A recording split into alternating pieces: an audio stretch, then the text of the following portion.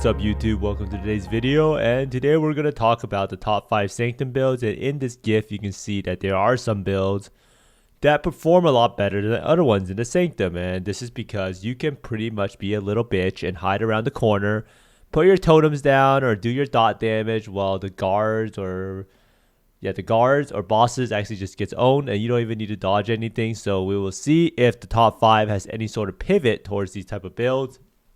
Now, before everything went down, there was wild speculation about which build would be the most popular, since the number 1 build from last league got the GGG treatment, where it got completely obliterated. It got its amount of projectiles removed. It also got a huge damage nerf from Withering Step and Elusive Change. And there was not any consensus number 1 build besides Seismic Trap. Now, Seismic Trap did not really get nerfed, even though everyone knew it was super overpowered in terms of single target DPS, and that if you were trying to go push for any sort of ladder in terms of boss racing, Seismic Trap was going to be number 1 no matter what. Now, GGG did not decide to nerf Seismic Trap, since they said, we have nerfed Seismic Trap several times this year. We understand that competitive players would like Seismic Trap to be nerfed yet again, so they don't feel obligated to play with it for ladder pushing. Outside of this context, it doesn't appear to be used by an extremely large number of people. It is not meta defining. We'll investigate whether we can change it for situations that are relevant to racing, but we can't promise anything yet. Now, this statement is the definition of using bad data and trying to make conclusions about it. Now, the reason that Seismic Trap was not played is purely because people did not think it was going to be good at the start of last league, not because it was not good. But if you looked at any sort of the data from the races or any short-term events, we would see that Seismic Trap is probably going to be the first to always kill any of the bosses. Now, this is a little bit of a sad thing because Seismic Trap is the number 1 build, and it is meta-defining and extremely meta-defining. Now, Sanctum is very melee unfriendly, as most people know, and I do think a lot of builds actually swap to do the leap mechanic. You will notice a worrying trend in the top builds in that none of them actually are melee. But let's get started. Now, first on the list, we have Poisonous Concoction. Now, Poisonous Concoction is a build that I thought would be a little bit higher, but maybe people were scared off a little bit by the single target damage with Poisonous Concoction. But Poisonous Concoction is 69% Pathfinder, 26% Occultist, and 3% Trickster. Now, it's always interesting to look at the unique items for these builds just to see why certain uniques are so much and what uniques are actually newly in meta. So first off, we have Asenath's Gentle Touch, which is kind of a no-brainer since Pathfinder lacks Explode, and since Pathfinder is the most played ascendancy, most people are going to be trying to look for sources of Explode to compete with Occultists, and Asenath's does provide that Explode that we need. And it also put Temp Chains on the enemy, which is huge for granting some extra single target. Devouring Diadem is an item that's very, very expensive right now. I think as of the start of this video, it is around 4 to 5 divines. And I'm not really sure why it's so much, whether it got nerfed in drop rate, but Devouring Diadem is used on a lot of builds to fit in more auras. A lot of people use it to be able to run a Divine Blessing Inspiration since we have Eldritch Battery.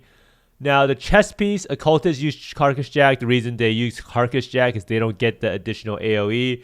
Now, what's it called? We actually get additional AoE from Pathfinder over here because of this node right here, 15% or 30% increased area of effect. And you need around, I think, 46% to reach the perfect overlap. Now, Pathfinders use Cherubim's Maleficence, Dendrobate, and Covenant. They pretty much just choose whatever unique chest they want that gives them more damage. Now, this build is probably not the best at Sanctum. I haven't really played it all in Sanctum, but you have to be relatively close to the enemies, and you also have mediocre single target, which kind of sounds like the worst case scenario for Sanctum. And like I said before, the Poisonous Concoction always has mediocre single target without the cluster investment. And at this stage in the game, getting clusters is probably, people are just starting to get out clusters. Now, next up, we have Cold Dot. Cold Dot's a build I thought would be a lot higher, but I think Softcore Trade really just dislikes Cold Dot regardless of how good it actually is. Because I think Cold Dot is probably one of the best builds in the game. Now, 68% of them are Elementalist, 14% Trickster, and I wrote 14% Trickster twice because one of them is actually Occultist, and 4% Ascendant. Now, Ascendant is pretty much played because I think Jung is playing Cold Dot Ascendant, and a lot of people want to copy him. Trickster is played mostly for his mapping clear speed, insane mapping clear, or not mapping clear speed, but his mapping like survivability. Having like life, mana, ES gained on kill is a super, super nice quality of life, especially when it's up to like nearly 20% or 30%. Now, next up, we have Occultist. A lot of people still like the pops, although I do think Occultist is probably the least damage ascendancy now, or very close to Trickster. Elementalist, though, number one choice easily. It's by far the highest damage, and it's mainly due to the fact that you get the convergence, increased elemental damage, and you also get the Shaper of Storms, which is a lot of damage because you can scale ailment effect and get up to like 50-60% shock pretty easily. Now, next up, we have, I can't see. What is this in front of me? We have Cold Dot is very good for Sanctum. And yeah, Cold Dot is amazing for Sanctum because it makes everything easier to dodge. I do think that one of the biggest things in Sanctum is perhaps running Unbound ailments with Skitterbots, getting that chill on everything. Having chilled enemies is the easiest way to dodge stuff, and that's why people ran Necromancer DD for Gauntlet a lot, because you get that corpse pack, you can scale the ailment effect on it, and you can get 30% chill, which makes a huge difference. Just imagine playing the game with temp chains permanently. That's what the guards and bosses will be. Now, Skin of the Lords is used for damage due to its increased skill gem level, and Devouring Diadem again for the more auras. You also have Obliteration for people wanting to explode that aren't occultists, and Eye of Malice, which is a nice little exposure helmet for elementalists, because if you have negative exposure, it pushes down the negative resist, to even higher levels. Now, like I said, very surprising to see it down here at number 5, but a lot of the builds in the top 6 or top 5 are very close together. Now, next up, we have Righteous Fire. Righteous Fire is kind of a low right now. I'm not really sure why it's so low, but I assume it's because of the Sanctum. 86% of Righteous Fire players are Juggernauts and 13% are Inquisitors. I think if you look at last league, it's probably 99% Inquisitor and 1% Juggernaut. And the main reason behind this is content creators, and people love to copy content creators. I have learned if I put something on my PoB or PoE Ninja, I actually see people copy it down to the last detail, even though they aren't copying it for the reason that I have the item. But that is what it is. So Pox switched over from Inquisitor to Juggernaut, and this led to a mass exodus from Inquisitor. And Inquisitor mostly also received a nerf to the effect of Consecrated Ground, so you don't have that 50% increased effect of Consecrated Ground.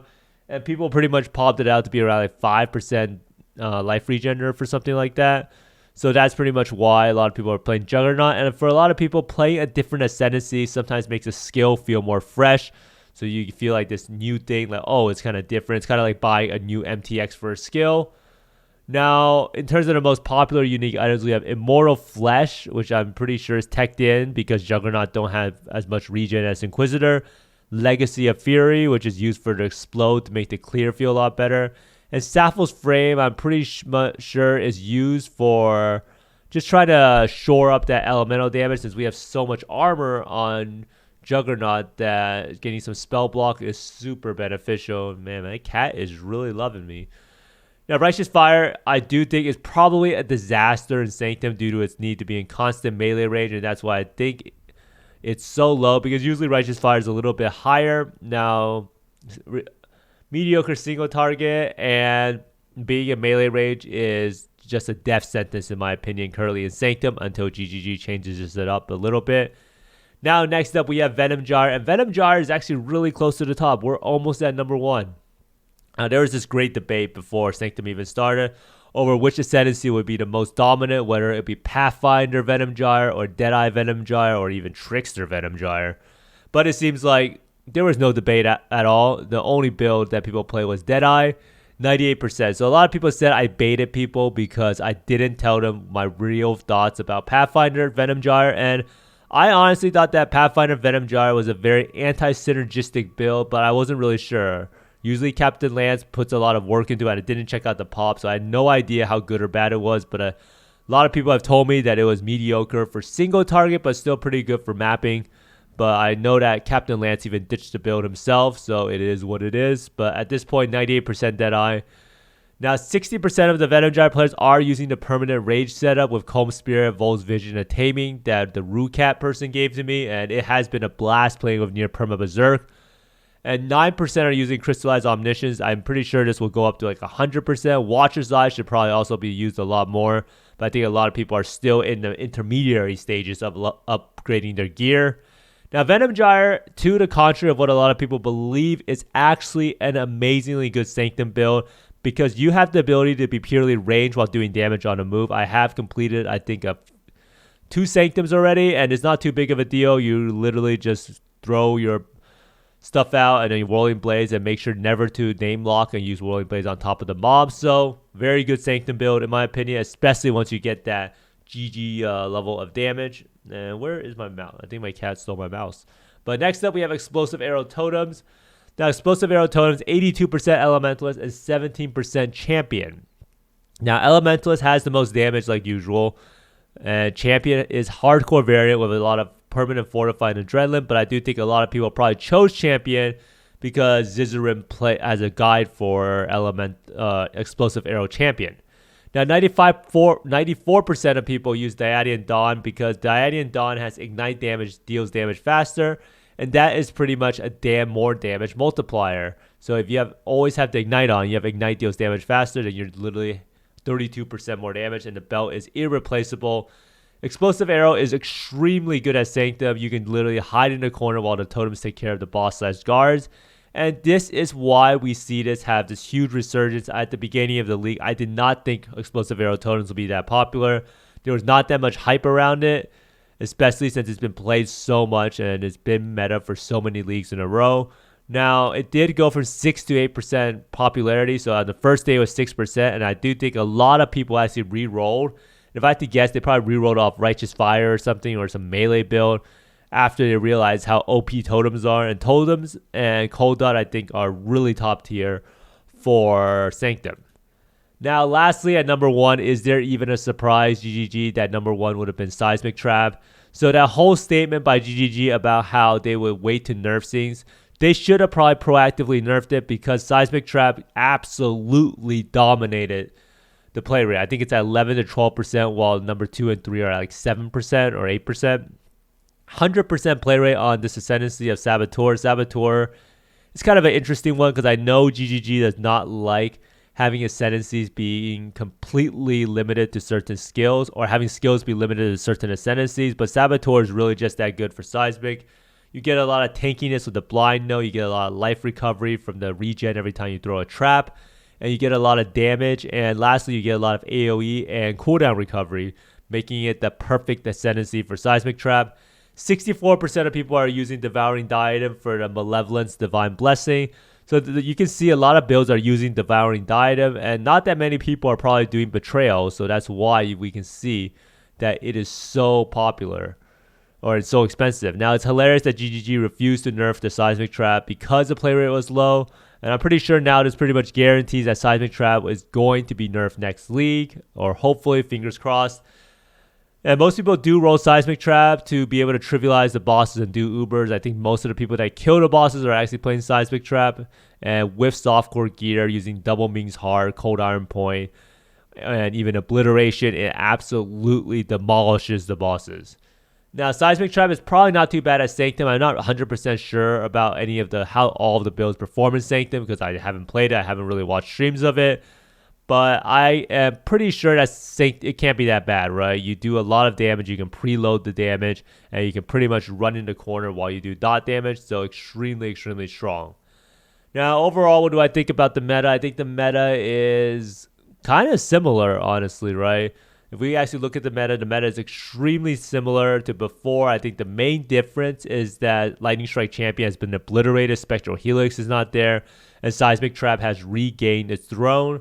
Let me actually look back at the list. Let's see. What Seismic Trap, Explosive Arrow was always meta. Venom Gyre was meta lastly. Righteous Fire. I guess Venom Gyre had the highest rise along with Seismic Trap. And Cold Dot got a little bit more popular because people realized that it's actually a really good build. And I do think that Venom Gyre has had a great rise, really, and has beat out Righteous Fire, which is kind of surprising. I thought Righteous Fire would be a little bit more popular, but it really shows you that the league mechanic and how it feels to play with certain builds is king. A lot of people play these new leagues to do the league mechanic, and if you tell people that you can't actually do the league mechanic because your build just doesn't work, then they're probably going to try a different build out. And it's interesting to see that there are 0 builds, so the melee buffs did nothing. And when I mean buffs, I mean really loosely, because they actually nerfed the strike range for Bone Shatter. And as we can see here, Bone Shatter is actually in the dumpster at 3%. And Bone Shatter really deserves to be higher up, right? It's such a good skill, but most people just don't see the allure of playing melee, especially in such a melee unfriendly league.